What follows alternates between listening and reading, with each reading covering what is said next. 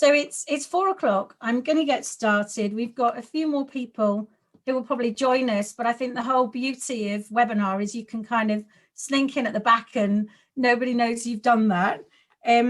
So I'm going to start by introducing ourselves. So for those of you who don't know me, hello, I'm Amanda Cookson. I am an ICF accredited coach. I also co-founded a business called Northern Value Creators, and we work mostly with digital focused businesses, and our whole ethos is in how to make them more human. And this sort of year, this lockdown, this sort of experience of the last few months, I've got really, really interested in what does it mean to have a human workplace, and have started to find experts and thought leaders kind of based around this field and to sort of gather data and information. So I'm Jules Roberts, and I'm a professional certified coach with ICF, and I'm founder of a very small organisation called ThinkSpace. And I work with leaders and entrepreneurs, and also with underrepresented parts of our community, with men, women and children, and using coaching to great use with them. Always been completely interested in us as human beings and how we work in our best way. So this work that I'm doing with Amanda is great. It's about how we can support organisations to become human organisations, which works with us as individuals and workforce, but also with leaders and organisational results. So it hits all of the key points. So I wanted to kind of share a few words about our intention for this event. What we say might be new, it might chime with you, you might kind of completely disagree. We spoke to lots of people about what being human at work meant, and this is all about sharing their views, voicing what they told us. And what I'd really love you to do is to kind of listen with curiosity. Perhaps it's going to spark some thoughts and interest in you. And I'd love you to be really generous in chat, and we'll be sort of asking you questions along the way. And if you can put things into chat, that would be great. If there are questions that we can't answer, then we can always get back to everyone afterwards. But this is a part of, I guess, us sort of sharing that information and understanding your view and your take on things. So it'd be great if we could get that sort of chat started. And if you could share for us where you're from and also what interests you in the human workplace.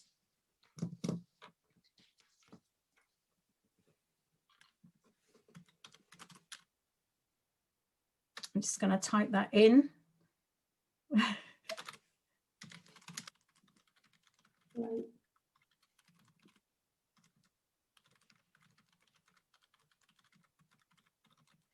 So Jules, do you want to say a few words about the research? Yeah, so we conducted the research by asking digital leaders from across the whole globe to join us in conversation. And we asked them lots of open-ended questions to evoke their understanding about what it means for them to be human at work. We wanted to share the key findings with you because when we were talking to all the respondents, they made it very clear to us that people in HR played a really important part in actually bringing a human workplace into any organisation. So we felt that it would be a great idea to share with you our findings, as Amanda has just said, to get your thinking and thoughts, and then we've got something else we want to talk to you about at the end. Great, so let me then, I'll leave Jules to have a look in chat, and let me just kind of share that we're going to look at the key insights. We have shared, I think, hopefully you've got it, a little PDF with some sort of highlights there. So we're going to go into a bit more detail, and we've sort of picked out the things that we think are of most relevant to you as HR professionals. And this kind of came into these 5 areas, which was about self-awareness, bringing your whole self to work, trust, that local versus organisational values, and also the impact on managers. So I'm going to dive into self-awareness. So when we talk to people about organisational culture and values, people shared about how important these were for them to know whether the organisation was a best fit and what was allowed and what sort of behaviours would be there and what it would feel like. And I think that that's kind of obvious, yes. And also people talked about, well, I use the understanding about the values to decide whether this is the right organization for me. So what you're putting out there about your organization, your values, your purpose is what people are doing to choose whether they come and work for you. And none of that, I think, is new. But what really surprised us was when we started to ask our respondents or our panelists kind of in these round tables, how do you know if a company is a good fit for you? Do the values that the company said they have match your experience of working there? And in your experience, what is it in companies that either humanizes or dehumanizes? And so what we discovered in all of this was that values quite often aren't adhered to. They were seen by quite a lot of the respondents as being quite cosmetic. And that, and one of our respondents said, and everyone kind of desperately agreed, that for every leader, for every senior leader in the organization, you would get kind of a different flavor of the values. So there was very little consistency. And so when we started to kind of dig a bit deeper, what people talked about was this idea of self-awareness. So this wasn't what the respondents said, this is kind of our interpretation of what's going on beneath the surface. So for a prospective employee to know that your organization is the right fit for them, they need to know themselves. They need to know what resonates with them, what kind of a person they are, and where they're going to thrive. For a leader or manager to be able to deliver a positive experience to support others, they need self-awareness. They need to know how their behavior is impacting on others. And they also need to know and have the self-awareness to see kind of when it's not working and when they need to do more learning. So what is, without that self-awareness, I can't see that I need to learn. I can't see that I need to change. If you have got a big strategy or a goal or a target that you want people to be in a certain way, they can't see whether or not they're really matching that or not. So it felt to us that although front and center, values are a key way to know whether I'm a fit, values are a key way to feel safe about being a human, without understanding self, that really doesn't work. So what I would love is if you could pop into chat what your thoughts are around self-awareness and whether this kind of sense of people understanding themselves resonates with you or not. And while we're doing that, Jules, I'm going to hand over to you. Okie doke. So thanks. So Amanda, sorry, there were lots of people from the UK who are dialing in. Sheffield, the North, the UK in general, and thinking about this connection, supporting, embracing the whole person, and making sure the workforces are happy, that they're interested, that values have to be lived, and want it a great place for people to work. So lots of interest in that. But going back to what you were just saying then about, as coaches, we know that nothing actually changes without any awareness, and that awareness is important, but if you've got awareness and you don't do anything with it, then nothing actually changes. One thing we know from the work that we've been doing is that many think that the way you think determines the way that you feel, and actually there's a different way around that, in as much as the way you feel can impact significantly the way that you think. And once you've actually spotted some of those things, it's really difficult to go back to the unknowing once you've developed some of that self-awareness. And once you recognise that actually I've got power over myself and I can make that change, it's a game changer. So yeah, just going back to that, the importance of self-awareness. And the other thing with that as well is that with great self-awareness and being able to deliver great feedback, again, things change significantly. We can have, a significantly different impact on others. We can give people greater choice. They can have a better control in how they show up, how leaders show up. So it's all interconnected with this great thing we call relationship. Is there any questions or anything come up in chat just before I move on to our second insight? I think Jules raised a really interesting point about self-awareness is your own opinion. Someone may have a very different opinion of you. Yeah, I think absolutely. And I think some of the work, people have mentioned like Myers-Briggs and some of those assessments is kind of bringing to light things that people may not see and may not be aware of. And I know in my work as a coach, and particularly I think as we move on to this sense of whole self, having self-awareness about your triggers and what flips you or makes you react, then I think helps people to kind of bring their humans together and not to activate each other. Yeah, for sure.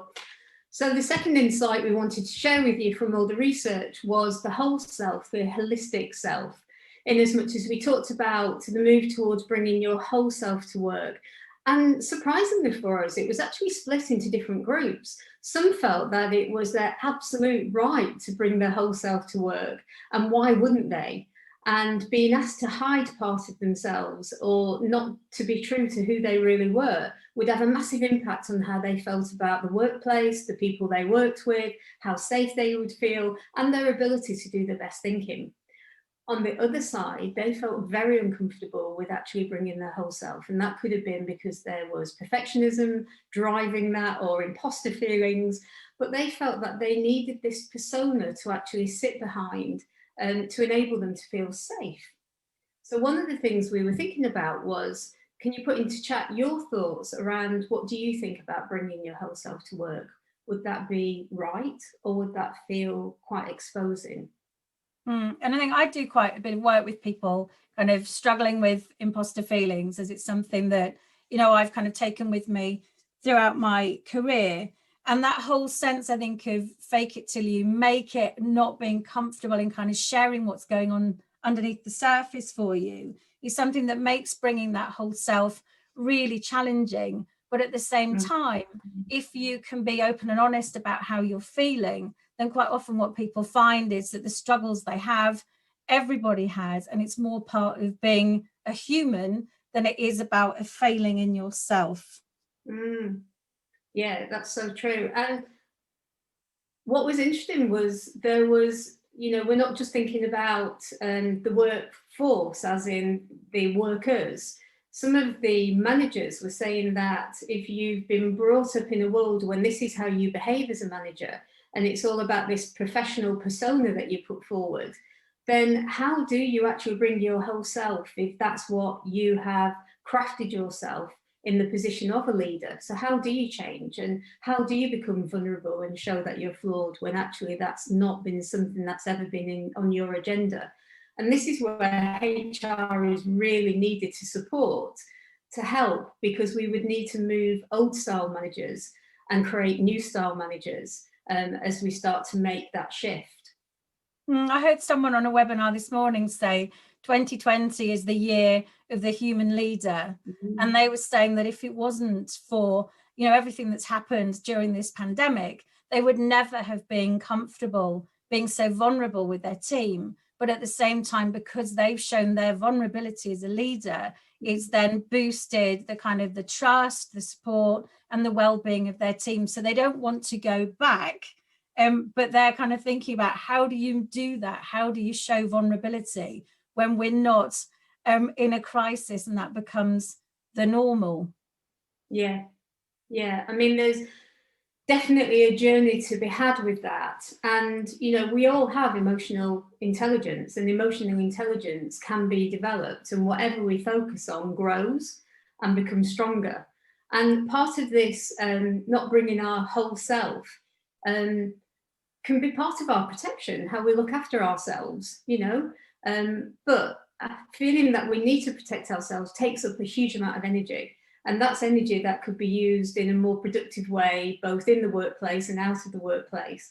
So having the awareness that not everybody wants to bring their whole self, and that not every leader wants to manage in that way or wants to behave themselves in that way, is the big part of the journey here.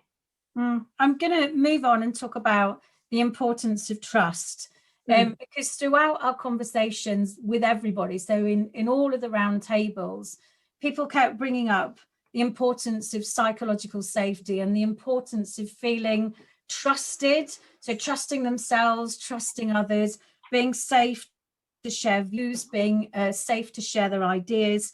And what we thought was really interesting was that an internal feeling, it comes from me, inside me, about then I'm responding to others. So do I trust this other person? Do I think this person trusts me?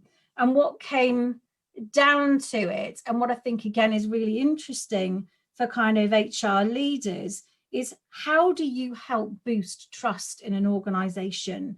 What are the things that influence it? Because you can't say, you know, you will trust us or we will be trusted. You can't demand it. It's got to be earned. So where are the mechanisms? What are the levers that create that trust? Is it about creating space? So some of the people we talked to shared about having where they could just talk about their day, themselves outside of work, and that built trust. And other people talked about the skills that were needed to build trust, about this kind of understanding the brain, understanding your impact. And I think one of the fundamental things that is really worthwhile thinking about was when we talk to people about how safe, how trusted, how psychologically safe they were, the key thing was their experience of the person who was directly managing them. So trust wasn't global in terms of the organization. Whether they felt trusted, whether they felt that where they were was human or not, was about that kind of direct relationship. So I'd love to see in the chat some of your thoughts around trust. And again, I'm going to hand over to Jules. I mean, you're right, Amanda, in as much as that trust does need to be earned, and it's something that's tested and tested and tested, and then it's something that's felt. But we know that trust is the absolute glue that kind of holds every form of a relationship together. You can't have a relationship without trust. And I believe, and we heard some stories of that, lots of problems go back to when an organisation doesn't have trust. You know, not only could you be, you know, following this pandemic, needing everybody's brain to be able to think in the best way possible, to come up with the things that are going to really help move the business forward. Yet if there's no trust, people are not going to say what it is that they want to say. They're not going to do that additional level of thinking. They're going to hold back. They're going to watch and see.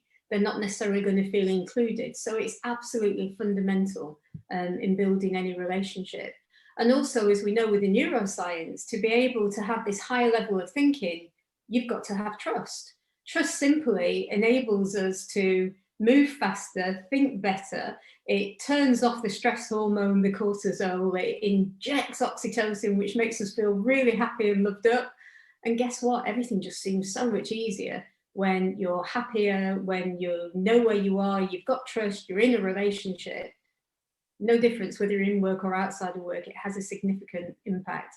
And we don't want people in this place of amygdala being activated into fight or flight or freeze or flop. It's just not healthy. And it causes fatigue and brain freeze and viruses and bugs, and it's just so destructive.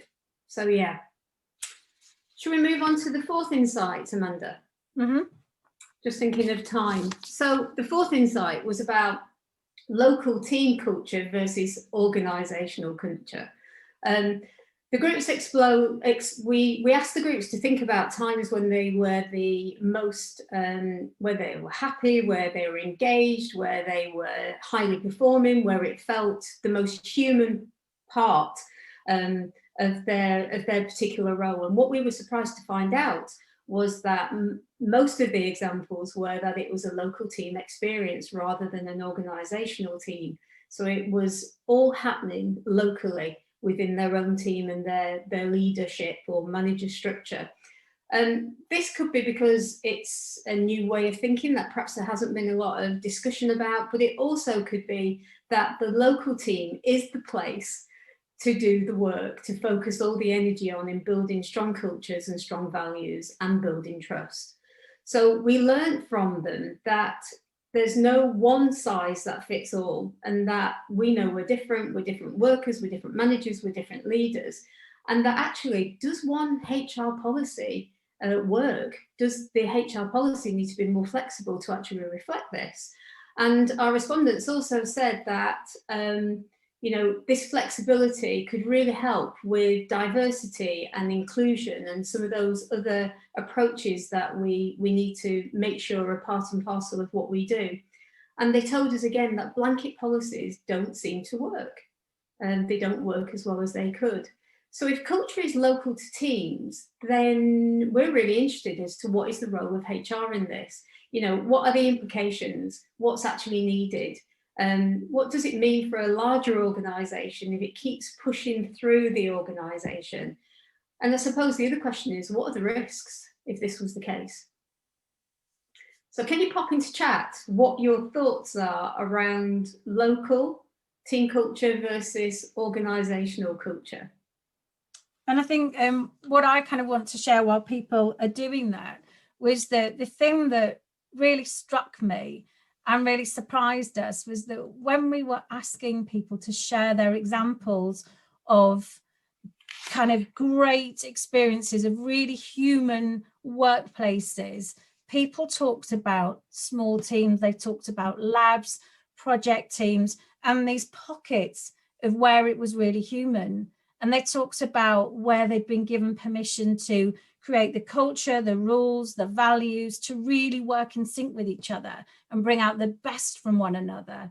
And what struck us, and it sounds really heretic if I've said it right, is this idea that if you allowed teams to work in this way, would that give you really high functioning teams? And would that mean as an organization, you've got this patchwork? In that in terms of the organization, you'd set intentions rather than values, and you'd give people kind of this real permission and create the space, the relationship, the environment that they need to thrive at a local level to do the work that they need to do. Yeah, well, you know my view on that, Amanda. I felt that in previous positions that I've had, you lost the intimacy when it was done at an organisational level, and that to actually bring it alive, it was always best to do it at a local level. It made it easier for us to have those difficult conversations, for us to remain intimate, for us to deal with things when we weren't behaving or we weren't doing what it was we said we would do. So it really helped. And also we did loads of celebration, and we were able to pass lots of things as best practice back up. But for us, it worked, and we got the most out of us, what we were capable of within our individual team at that moment in time. So, yeah. And I think this is kind of quite a complex space, because when we talked again to our kind of respondents, they either loved rules or they hated rules with this absolute passion. And so as kind of HR professionals, when you are in a sense setting the rules for an organization, how do you do that in a way that it gives people safety and structure, but at the same time kind of freedom and liberation? So I'm going to move on to the I think it's the last one, the last point, which is about the impact of managers. So when we asked people to really think about what it was that unlocked or blocked humanness in the organization, the answer came back: managers.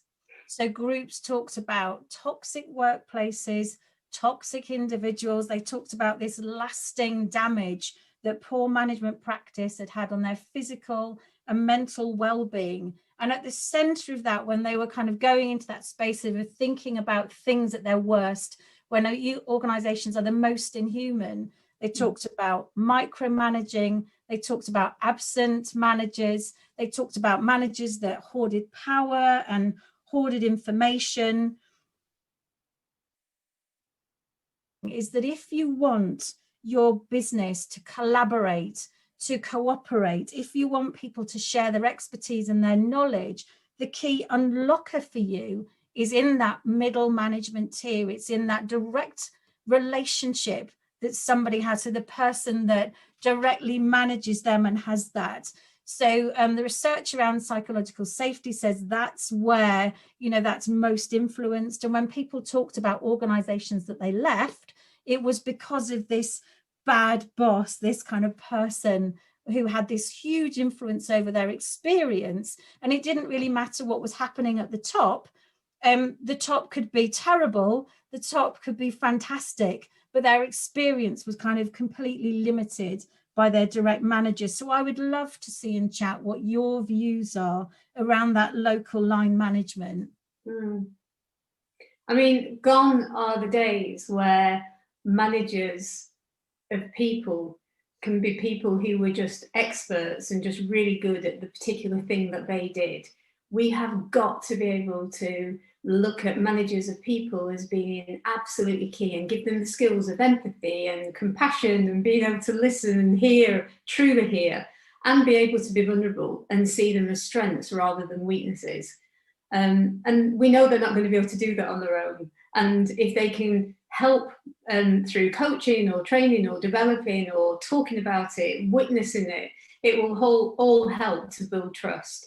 And again, this understanding that the brain works in the way that it works and how we can maximize that to the advantage.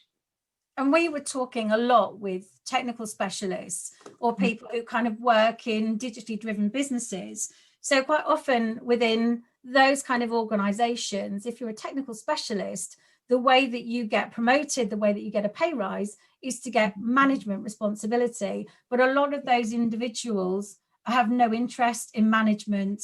They don't want to invest in it. They don't want to do it. So that makes them then very absent. Or alternatively, they're kind of working within an agile framework with this kind of concept of self-organizing teams. But again, that can be used as an excuse for being very, very hands-off. And I think that what we were seeing in people's descriptions was actually how fear plays out. So if I am fearful as a manager, that might manifest in over controlling, which then brings me into micromanagement. It might manifest in me withdrawing and that sort of flight and freezing, so I become distant, or I'm in protection mode. So I'm actually holding on to everything that gives me power and status and feeling very uncomfortable about sharing that. And it's definitely this thing about how comfortable line managers are in having those difficult conversations, giving effective feedback, challenging others. We know that that is absolutely key in being able to stretch and develop, people that are working with you. So it's an absolute skill.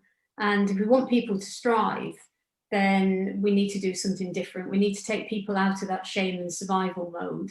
And actually, HR plays a huge part in how we can do that. Should we move on to the concluding points, Amanda? Yes. Yeah. So we felt at the heart of all of this, driving at work and the human workplace only happened if we were able to meet our human needs. So, most of you will know this, but the need to belong, being part of something, feeling as if you belong to something, the need to feel safe, to be able to get things wrong, to recognise that if I get it wrong, it doesn't matter. It's a learning. It was an experiment. I'm not going to end up losing my job because I got something wrong or vilified. So the need to be heard and understood, but truly understood, not just somebody kind of half-heartedly. To be enough and to be accepted that I'm here and I'm doing the job I'm doing and actually I matter. I'm part of this group and I matter to others. And the need to feel that we can grow and have a purpose and a meaning. So I know what my part is in what we're doing collectively together. So what does this mean for you lovely HR people? Well, 2020 has seen the need for managers to be more human, starting from where we started 30 minutes ago almost. Team members are struggling with uncertainty and the impact that's having on wellness is well documented everywhere you look. Culture isn't about a physical space. It's not about going to work. It's not about the space, the plants, the decorations. It's all about how they belong, the strength of their belonging, the strength of the relationships that they have. That's what the culture is, and not the physical space. Compassion and empathy, my goodness, can no longer be seen as great to have. Some managers have it, some managers don't. It's absolutely essential. And we know that because leadership skills help us to do our best thinking, they help us unblock ourselves, they help us to maximize performance, to get great results.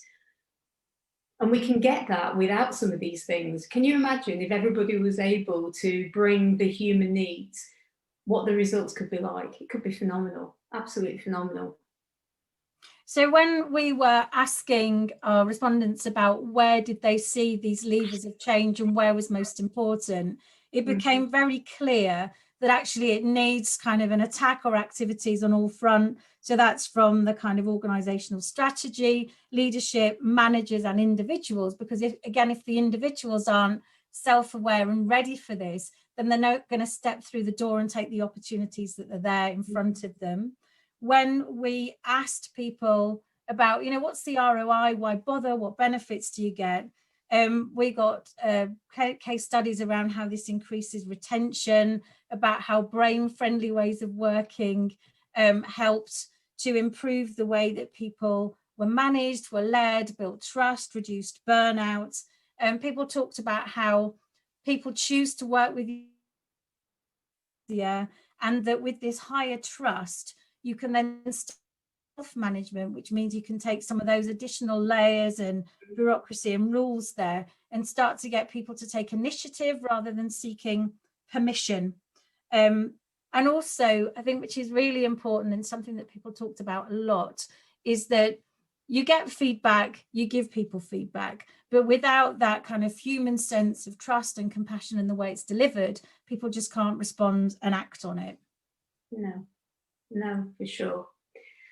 So not just us, everybody who joined us in this thinking felt the same, that HR are in the strongest position to support and to help to make the changes right now. And I guess one of the questions is, are you ready? Do you feel ready? We hope that you found this really interesting. We're going to be conducting some roundtables and we want to have further discussions with you wonderful HR leaders, and we'd love to invite you to join us at our next one, which is on Wednesday, the 6th of January, where we want to take the conversation further with you. Amanda. So thank you for your time. Thank you for your chat. I'm really sorry that we haven't been able to kind of bring out more of your comments and discuss them, but Jules and I are going to be diving in. I think this format is great for kind of blasting out information to you, but what we'd really love to have is a conversation with you. So please do email us, get in touch so that we can kind of start that dialogue and really understand from your perspective, how can we make work more human? So thank you all so much. I have done a recording. I will share it all with you, and any kind of questions or things, please do get in contact with us. But thank you all very much. And thank you, Jules. Yeah, thanks very much indeed. And have a great season, whatever you're going to be doing over the next few weeks. Thank you. Yes. Merry Christmas, everybody. Merry Christmas.